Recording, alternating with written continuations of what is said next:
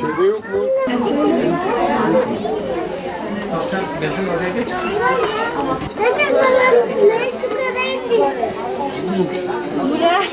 Gezi gel bir şöyle bak. Nerede bakayım? Mustafa kartlar sende mi? Sen gel sen bak.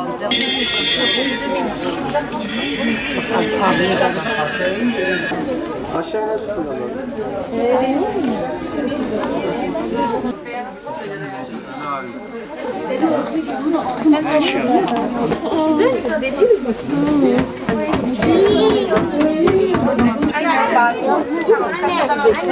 Anne bak elim maması yok. Tamam bekle.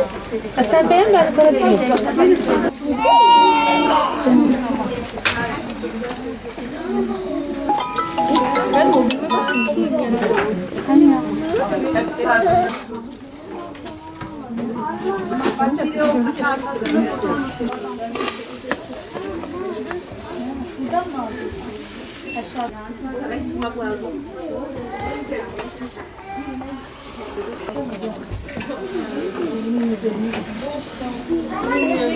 Bismillahirrahmanirrahim. Peygamber sallallahu aleyhi ve sellemin bir hadisi şerifinde kim yetimleri giyindirir, kim yetimlerin başını okşar ve ona sahiplenirse ben cennette iki parmağını bile onlarla komşu olurum. Ne güzel bir müjde Peygamber sallallahu aleyhi ve sellem'den böyle bir müjde almak, böyle bir şeye nail olmak her Müslümanın arzuladığı ve istediği bir şeydir. Bugün İslam İşbirliği Teşkilatı'nın ilan ettiği 15 Ramazan Dünya Yetim Günü münasebetiyle biz de Adana'da, Umut Kervanı olarak Adana'da yetimleri topladık ve şu anda mağazaya getirdik. Özgürce giyiniyorlar. Rabbim bu giyimde katkı sağlayan tüm hayır sahiplerinden razı olsun. Rabbim Ramazanlarını mübarek etsin, ailelerine, saadet idarelerine huzur versin.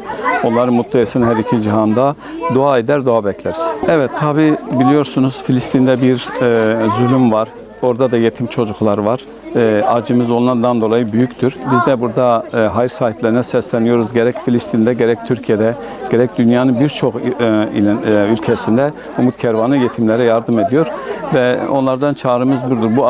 Hem Filistin'in bu acı gününde hem dünyadaki yetimleri sevindirmek ve Resulullah'ın bu demin söylediğimiz hadisine düşer olmak için çağrıda bulunuyoruz. Yetimleri sahiplensinler, yetimlerin başına okşasınlar ki Resulullah'la öbür dünyada cennette komşu olsunlar. Allah razı olsun. Sizden de sağ olasın.